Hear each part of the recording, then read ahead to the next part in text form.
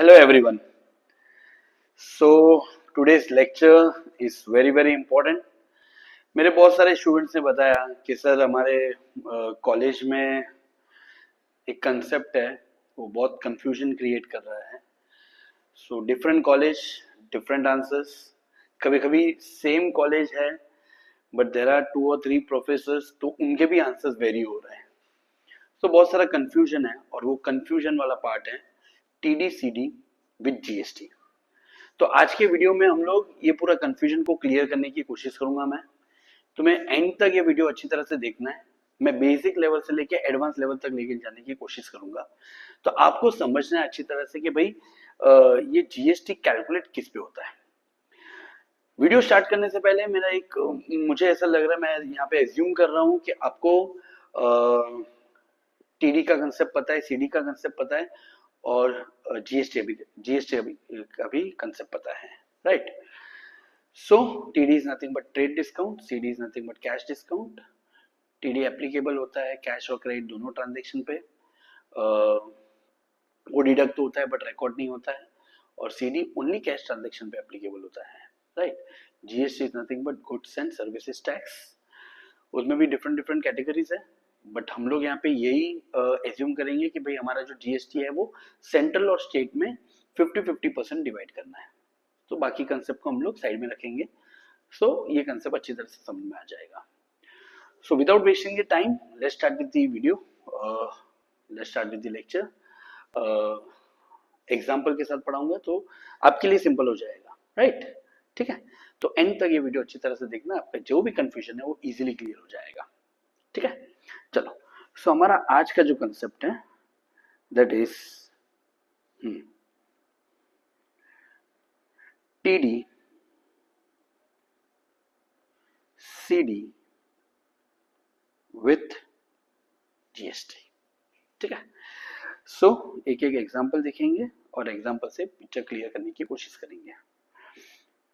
First example, X sold goods to Y on cash basis amounted rupees 10,000 at 10% TD. ठीक है, पहला example है, मैं एकदम बेसिक ले रहा हूं. ठीक है, तो उसमें सिर्फ TD है, नो CD नो GST. ठीक है, सो हम लोग X के पॉइंट ऑफ व्यू से देखेंगे. ठीक है, Y के पॉइंट ऑफ व्यू से नहीं देखना है, X के पॉइंट ऑफ व्यू से, उसमें हमारा पिक्चर क्लियर हो जाएगा.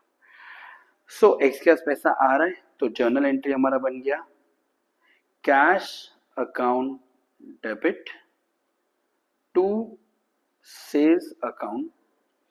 TD डिडक्ट होता है बट कैलकुलेट होता है बट डिडक्ट भी होता है बट रिकॉर्ड होता नहीं है.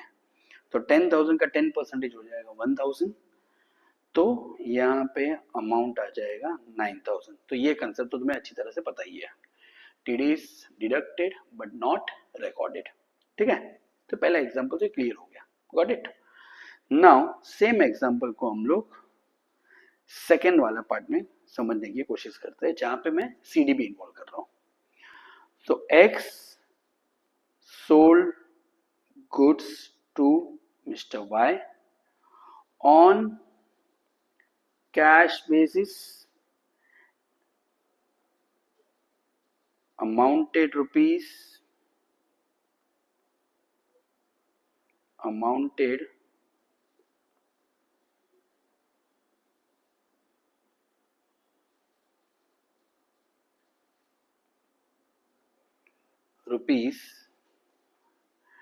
10,000 at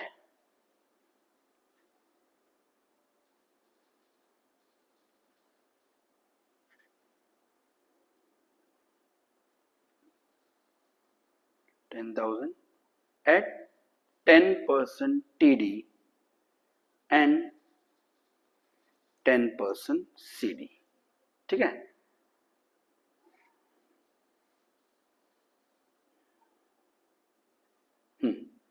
ठीक है. सो यहाँ पे हम लोग वापस X का ही बुक देखेंगे. ठीक है, तो उसमें एंट्री क्या बन जाएगा अपना, कैश आया, cash account debit, discount account debit to sales account. You can write discount allowed also, कोई प्रॉब्लम नहीं है, डिस्काउंट अलाउड लिखोगे तो भी चलेगा.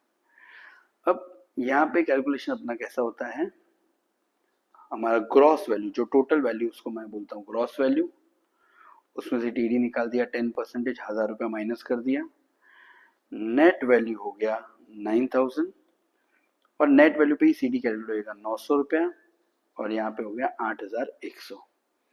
तो तुम्हारा कैश आया 8100, डिस्काउंट हो गया 900 और यहाँ पे हो गया 9000. क्लियर. पहले एग्जांपल में टीडी था, डिडक्ट हुआ बट रिकॉर्ड नहीं हुआ. सेकंड एग्जांपल में सीडी था, डिडक्ट भी हुआ रिकॉर्ड भी हुआ. टीडी तो माइनस किया ही था हमने, राइट. अब जो तुम्हारा जो कंफ्यूजन है वो थर्ड एग्जांपल में ये कंफ्यूजन क्लियर होने की कोशिश करेंगे. यहाँ पे क्या है, X sold goods to Y on cash basis. Same example ले रहा हूं, on cash basis amounted rupees 10,000 at 10% TD, 10% CD and 18% GST. ठीक है, पहले में सिर्फ TD, सेकेंड एग्जांपल में TD CD और थर्ड एग्जांपल में TD CD with GST, right. So entry तो हमें पता ही है कि GST जब भी कलेक्शन होता है तो आउटपुट होता है और जब पेमेंट होता है तो इनपुट होता है. तो यहाँ पे हमारा एंट्री बन जाएगा एक्स के पॉइंट ऑफ व्यू से मैं एंट्री बता रहा हूं तुम्हें. तो उसके पास कैश आया तो cash account debit, discount account debit to sales account to output CGST account to output SGST account. ये तुम्हारा जनरल एंट्री है. तो जर्नल एंट्री में कहाँ पे भी प्रॉब्लम नहीं आता है, जो प्रॉब्लम आता है वो कैलकुलेशन में आता है.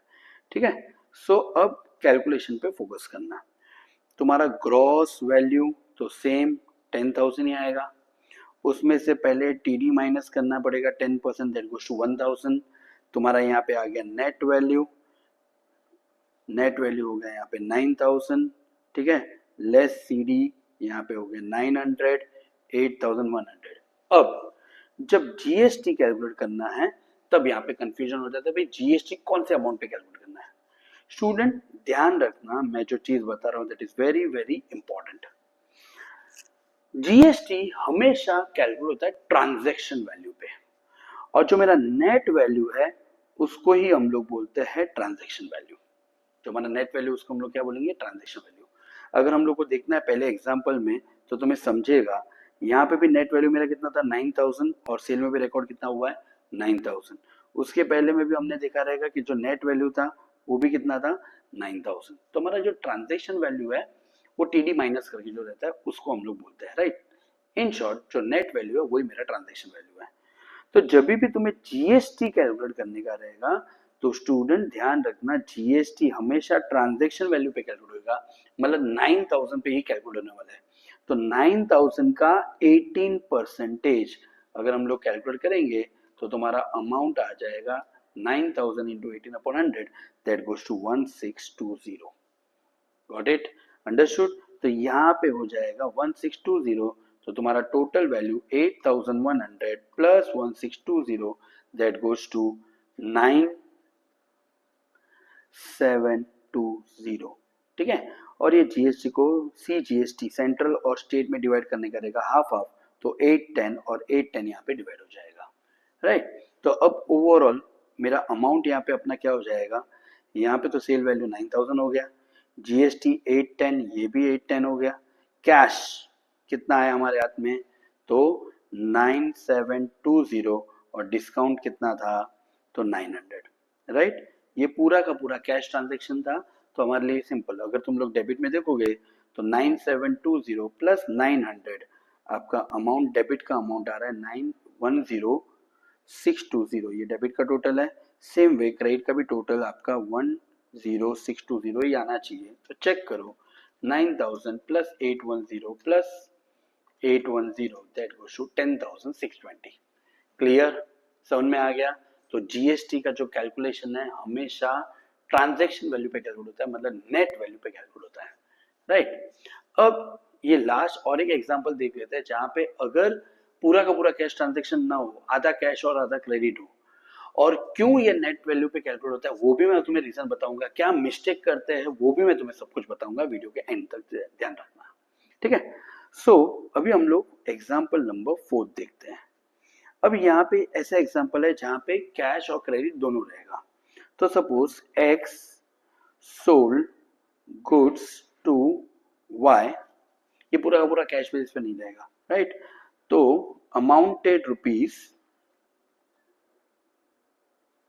To Y, amounted rupees 10,000 at 10% TD, 10% CD, 18% GST और हाफ अमाउंट रिसीव्ड, आधा अमाउंट रिसीव कर दिया हुआ है, मतलब पूरा अमाउंट नहीं है, आधा कैश है आधा क्रेडिट है। तो सबसे पहले हम लोग एक्स के पॉइंट ऑफ व्यू से देखेंगे, ठीक है, अंडरस्टूड। हम लोग एक्स के पॉइंट ऑफ व्यू से देखेंगे। पहले एंट्री अपना क्या बनने वाला है,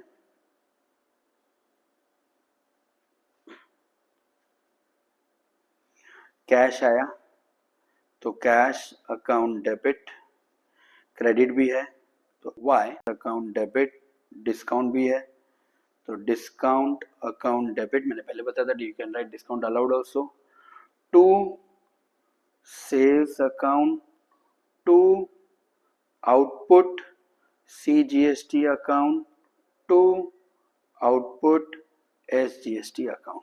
ये तुम्हारा जनरल एंट्री है। तो जनरल एंट्री में तो कोई प्रॉब्लम आने वाला है नहीं, जो प्रॉब्लम रहेगा वो कैलकुलेशन में रहने वाला है। तो देखो अभी इसका कैलकुलेशन कैसे करना है।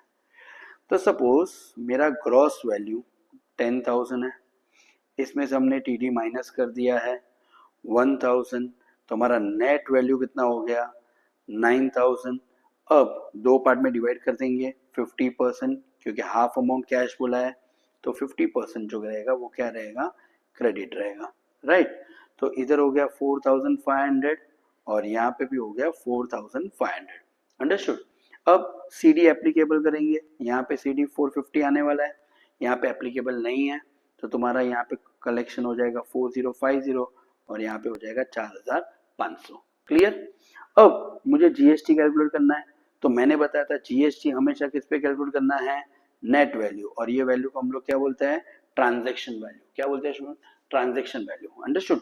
तो यहाँ पे जीएसटी अगर इसका हाफ पार्ट है तो 4,500 भी क्या हो गया, ट्रांजैक्शन वैल्यू ही हो गया है, ओके। तो अब मुझे जो जीएसटी कैलकुलेट करना है वो ध्यान रखना स्टूडेंट, मैं कैलकुलेट करने वाला हूँ 4,500 पे ही, दोनों जगह पे। तो 4,500 का 18% मुझे कैलकुलेट करना है, 4,500 इंटू 18% दैट गोज टू 810 और यहाँ पे भी हो गया 810। तो जीएसटी हमेशा ट्रांजैक्शन वैल्यू पे कैलकुलेट करेंगे तो 4,500 पे ही होने वाला है। सो मेरा यहाँ पे टोटल जो कलेक्शन आने वाला है वो 4860 आ जाएगा और यहाँ पे मेरा आ जाएगा 5310, राइट। चेक कर लेते हैं, 4050 प्लस 810 दैट गोज टू 4860 और 4,500 plus 810 that goes to 5310। Clear. तो अब मुझे जब अमाउंट लिखने का रहेगा तो अमाउंट में कौन से बेसिस पे लिखूंगा, अच्छी तरह से समझने की कोशिश करना। मेरा सेल में तो हमेशा ट्रांजैक्शन वैल्यू आने वाला है that goes to 9,000, right. CGST मेरा ओवरऑल देखो GST कितना हो गया यहाँ पे 810 और 810 दोनों मिला के GST कितना हो गया 1620, जिसको मैं सेंट्रल और स्टेट में डिवाइड कर दूंगा वो भी कितना आ जाएगा 810 और 810 आ जाएगा, अंडरस्टूड। तो यहाँ पे भी 810 और 810, कैश का अमाउंट मेरा कितना चला गया था तो 4860, राइट। मेरा कैश अमाउंट है 4860, एक सेकेंड स्टूडेंट, मेरा कैश अमाउंट हो गया है 4860, मेरा क्रेडिट का अमाउंट कितना है 5310, 5310 और मेरा डिस्काउंट का अमाउंट है कितना 450। अब यहाँ पे भी चेक करो 4860 प्लस 5310 प्लस 450, हमारा अमाउंट डेबिट साइड 10,620 आ रहा है, क्रेडिट में भी आपको 10,620 आएगा, राइट। 9,000 plus 810 plus 810 10,620। मतलब तुम कैश में ट्रांसफर करो या क्रेडिट में ट्रांसफर करो, तुम्हारा जीएसटी पे कोई भी इंपैक्ट होने वाला नहीं है। जीएसटी 810 ही आने वाला है, मतलब 1620 का स्प्लिट कर दिया है 50%, 810 और 810, वेदर तुम कैश में करो या क्रेडिट में करो। ऊपर वाला जब मैंने ट्रांजेक्शन देखा था तभी भी जीएसटी अमाउंट हमारा 810 और 810 ही आ रहा था, और यहाँ पे भी भले हमने आधा कैश लिया आधा क्रेडिट लिया है तो भी यहाँ पे जीएसटी में कोई भी चेंजेस आ रहा नहीं है। अब मिस्टेक्स कहाँ पे होता है वो मैं तुम्हें बताता हूँ। अब ज्यादातर सब लोग मिस्टेक क्या करते हैं, there are two different angle, ये दो डिफरेंट एंगल से मिस्टेक होने के चांसेस है। पहला वाला करता है ग्रॉस वैल्यू समझो 10,000, दूसरा वाला भी करेगा ग्रॉस वैल्यू 10,000, बराबर है। टीडी माइनस कर दिया बराबर से 1,000 रुपया, यहाँ पे भी 1,000 रुपया माइनस हो गया, ठीक है, और यहाँ पे भी 1,000 रुपया माइनस कर दिया, ठीक है। वो दोनों ने टीडी तो बराबर से माइनस कर दिया हुआ, दोनों वर्किंग में 9,000, और यहाँ पे भी हो गया 9,000। अब उसको अच्छी तरह से स्प्लिट भी कर दिया 4,500 4,500, यहाँ पे भी स्प्लिट कर दिया 4,500 4,500, यहाँ पे भी स्प्लिट तो हो ही गया है। अब सीडी एप्लीकेबल करना है तो यहाँ पे सीडी हो गया 450 रुपया, तो यहाँ पे हो गया 4050। अब जब जीएसटी कैलकुलेट करने का रहेगा ना तब यहाँ पे मिस्टेक क्या करते हैं ज्यादातर स्टूडेंट, 4050 पे जीएसटी कैलकुलेट कर लेते हैं। 4050 का 18% जीएसटी कैलकुलेट कर लेंगे, तो 4050 का 18% अगर कैलकुलेट करेंगे तो जीएसटी अमाउंट हो जाएगा 729। और दूसरे में तो सीडी एप्लीकेबल है नहीं तो 4,500 ही है। मैं यहाँ पे एक काम करता हूँ, यहाँ पे ये कट कर देता हूँ और ये जो कैलकुलेशन है मैं तुम्हें यहाँ पे बता देता हूँ। तो तुम्हारा यहाँ पे कैलकुलेशन तुमने क्या कर दिया, एक सेकंड, तुमने कैलकुलेट कर लिया है 4050 का 18% यहाँ पे निकाल दिया है। बट तुम जब यहाँ पे कैलकुलेट करने जाओगे तो 4,500 का ही 18% तुम निकालने वाले हो, तो यहाँ पे तो 810 आने वाला है। तो जीएसटी कैश ट्रांजेक्शन पे अलग हो गया और क्रेडिट ट्रांजेक्शन पे अलग हो गया, राइट। अब आंसर तो तुम्हारा मैच हो जाएगा, कोई प्रॉब्लम नहीं है। तुम जब आंसर कैलकुलेट करने जाओगे, जर्नल एंट्री पास करने जाओगे तो आंसर तुम्हारा मैच हो जाएगा। इधर हो जाएगा 4050 प्लस 729, यहाँ पे तुम्हारा हो जाएगा 4779 और यहाँ पे हो जाएगा 5310। तुम जर्नल एंट्री में डालोगे तो आंसर मैच हो जाएगा, बट तुम्हारा जीएसटी का कैलकुलेशन ही रॉन्ग हो गया, राइट। अब कल उठ के मान लो, अच्छा चलो वो मैं बाद में बताता हूँ। कोई यहाँ पे सेकंड मिस्टेक, ये हमारा फर्स्ट मिस्टेक है और ये हम लोग सेकंड मिस्टेक की तरफ ध्यान देते हैं। कोई क्या करते हैं यहाँ पे जीएसटी बराबर से ऐड कर लेते हैं, जीएसटी पहले ऐड कर दिया 810 तो जीएसटी कैलकुलेशन तुम्हारा राइट हो गया, तो इधर हो गया 5310, इधर हो गया 5310, राइट। अब डिस्काउंट जब सीडी लेने का रहेगा ना तो 5310 पे कैलकुलेट कर लेंगे, मतलब तुम्हारा डिस्काउंट का अमाउंट यहाँ पे है ना कितना हो जाएगा 531 हो जाएगा। सो ये भी रॉन्ग हो गया। बॉस तुम लोग समझने की कोशिश करो, यहाँ पे तुम्हारा ये जो 5310 है उसके अंदर दो चीज है, 4,500 प्लस 810 मतलब जीएसटी के अंदर भी है। अगर तुम 5310 पे सीडी कैलकुलेट करोगे मतलब तुमने जीएसटी पे भी तुमने डिस्काउंट दे दिया। क्या गवर्नमेंट तुमको डिस्काउंट देने वाला है क्या कुछ, तो वो सब बर्डन तुम्हारे ऊपर आएगा। पहले जो डिस्काउंट था वो 450 आ रहा था, अब जो डिस्काउंट जा रहा है 531, तो तुम्हारा ही नुकसान हो रहा है। तो कोई भी बिजनेसमैन ये नहीं चाहेगा कि हमारा खुद का नुकसान हो, तो नेचुरली ये कैलकुलेशन यहाँ पे भी रॉन्ग है और यहाँ पे भी रॉन्ग है। अगर तुमने पहले सीडी माइनस किया और उसके बाद अगर तुमने जीएसटी कैलकुलेट किया तो भी जीएसटी कैलकुलेशन रॉन्ग हो जाएगा, और यहाँ पे पहले तुमने जीएसटी कैलकुलेट कर लिया और फिर डिस्काउंट दिया तो वो भी रॉन्ग हो जाएगा। तो अब समझो तुम्हारा जो जीएसटी का जो कैलकुलेशन है वो हमेशा ट्रांजैक्शन वैल्यू रहेगा, इररिलेवेंट तुम कैश में दे रहे हो क्रेडिट में, तुम्हारा जीएसटी पे कुछ भी इंपैक्ट होने वाला नहीं है। अभी देखो इसमें ये भी प्रॉब्लम आता है, मैं समझाता हूँ। मान लो अभी आपने जीएसटी कैलकुलेट कर लिया है, बराबर है, और ये 4779 अमाउंट उसने कैश दे दिया। अब 15 दिन के बाद वो वाई बोलता है कि मैं पेमेंट कर रहा हूँ बट मेरे को इस पे भी डिस्काउंट चाहिए, तो तुम क्या करोगे 5310 पे डिस्काउंट कैलकुलेट कर लोगे, तो भी गलत हो जाएगा। तो कहने का मतलब है कि जीएसटी का कैलकुलेशन ऑलवेज ट्रांजैक्शन वैल्यू मतलब नेट वैल्यू पे कैलकुलेट करो, और जो कैश डिस्काउंट है वो भी हमेशा किस पे कैलकुलेट करो, नेट वैल्यू पे ही करो, राइट। तो तुम्हें कभी भी कोई भी प्रॉब्लम आने वाला नहीं है, तुम्हारे जीएसटी पे भी इम्पैक्ट होने वाला नहीं है। सो मेरे हिसाब से मैं हमेशा जीएसटी नेट वैल्यू पे, ट्रांजैक्शन वैल्यू पे ही कैलकुलेट कर रहा हूँ। नाउ ये मेरा ओपिनियन है, मुझे ऐसा लग रहा है कि ये सही है और इसी तरह से जाना चाहिए। बाकी hope on the basis of this आपका जो कंफ्यूजन है वो क्लियर हो गया रहेगा। ठीक है, क्लियर। सो ये चीज को ध्यान में रखो। मैं फाइनल नोट से कंक्लूड करता हूं यहाँ पे कि भाई जीएसटी तुम्हारा net value that is transaction value पे कैलकुलेट होएगा, और जो कैश डिस्काउंट अगर कैश पेमेंट हुआ है तो जो उसका ट्रांजैक्शन वैल्यू है उस पर ही कैलकुलेट होगा। होप ये जो वीडियो है आपको बहुत हेल्पफुल होगा। सो आपके जो भी कंफ्यूजन है वो वीडियो से क्लियर हो गए रहेंगे। ठीक है, थैंक यू वेरी मच।